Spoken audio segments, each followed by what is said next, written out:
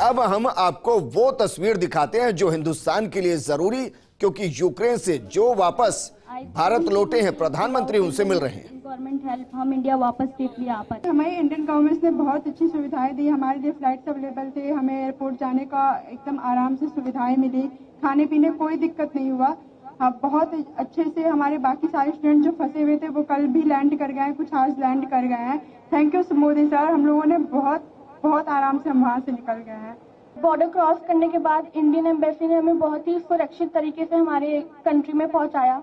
तो मैं हमारे प्रधानमंत्री नरेंद्र मोदी जी यानी कि आपका बहुत ही धन्यवाद कहना चाहूंगी कि आपने मुझे मेरे घर तक सुरक्षित पहुंचाया, और मुझे विश्वास है कि और भी जो बच्चे फंसे हैं आप उन्हें भी जल्द से जल्द उनके घर पहुंचा देंगे। सर 24 तारीख को जब अटैक हुआ तो हमें लगा था कि हम यहाँ से अपने देश वापस नहीं जा पाएंगे, और सर 2 रात हम ऐसे गुजारे जैसे लगा है कि हम मौत को कितने करीब से देख चुके हैं।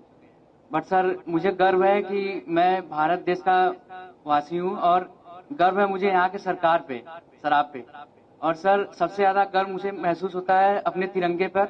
जब हम इवैक्यूएशन से आ रहे तो हमें ऐसी नोटिस मिली थी कि आप अपने बस के आगे और खिड़कियों पे तिरंगे को लगा दीजिए, ताकि जब रशियन आर्मी देखेगी तो आपके केवल तिरंगे से वो आपको टच भी नहीं करेगी।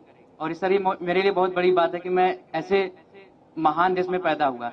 उस ड्यूरेशन में हमारे पास कोई होप नहीं था।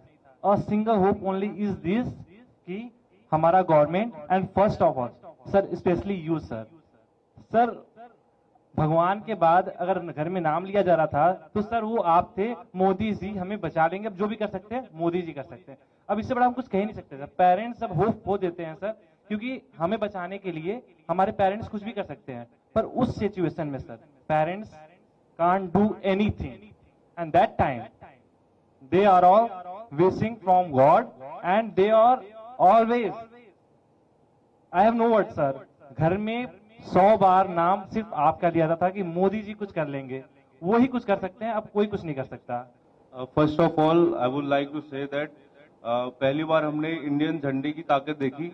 हम जब बस पे जाते थे तो करीब 25 चेक पोस्ट हमें मिली जहां पे हमारी चेकिंग हुई, आर्मी अंदर आई, बट उन्होंने छोड़ दिया हमें, मतलब हमारे फ्लैग को देख के छोड़ दिया। इवन जो अदर कंट्रीज के बच्चे थे, नाइजीरियन, मोरक्कन, वो सब हमारे झंडे को यूज करके वो लोग वहां से बॉर्डर क्रॉस कर रहे थे।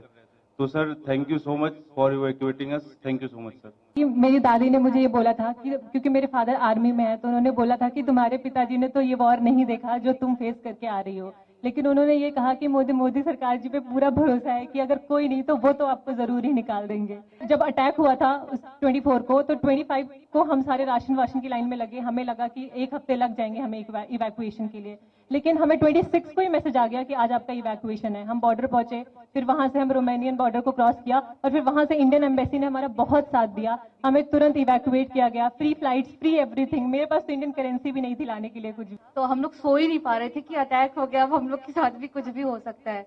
और जब हम लोग स्टडी के लिए गए थे उसके जस्ट 1 हफ्ते बाद मेरे पिताजी का देहांत हो गया। तो उसके बाद मेरी मम्मी इतना ज्यादा पैनिक होती थी हमेशा कि तुम कब आओगी, कैसे आओगी, अब मैं कुछ कर भी पाऊंगी कि नहीं कर पाऊंगी। तो उनके पैनिक होने से मैं भी पैनिक हो जाती थी। तो जैसे ही उनको पता चला कि सरकार ने इतना इंतजाम किया है, आ जाऊंगी, जैसे ही उन्होंने मुझे देखा, आपको इतनी दुआएं दी हैं कि आप हमेशा खुश रहे, आप हमेशा जिए। उसके बाद हम लोग को जरा सी भी दिक्कत कहीं भी महसूस नहीं हुई। हमारा इंडिया इतना अच्छा है कि हमारे फ्लैग के जरिए दूसरे नेशंस के लोग निकल रहे हैं। तो thank you so much sir, thank you so much. हमारा देश मजबूत हो, इन सारी समस्याओं का समाधान उसी में है। उसी प्रकार से मैं तो अभी भी मानता हूं कि हमारे देश में पहले से मेडिकल एजुकेशन की नीतियां सही होती तो आप लोगों को बाहर नहीं जाना पड़ता। कौन माँ बाप चाहते कि इस छोटी उम्र में अकेले भेज दे? कोई माँ बाप नहीं चाहता। लेकिन हम लगे हैं। देखिए पहले करीब 300-400 के बीच में हमारे यहाँ मेडिकल कॉलेज थी, अब हम करीब 700 तक पहुंच गए हैं। हर जिले में मेडिकल कॉलेज कर रहे हैं। पहले हमारे देश में कोई 80-90 हजार के बीच में सीटें थी, अब पिछले 5 साल में हम इसको 1.5 लाख तक पहुंचा दिया है। यूपी में भी नए 2100 विद्यार्थियों के लिए सीटें बनाई हैं। यहाँ प्राइवेट मेडिकल कॉलेज भी करीब डबल हो रही है।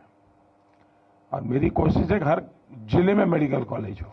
जिस प्रकार की कोशिश हम कर रहे हैं, तो शायद 10 साल के भीतर भीतर पिछले 70 साल में जितने डॉक्टर बने हैं उतने नए 10 साल में बन जाएंगे जी।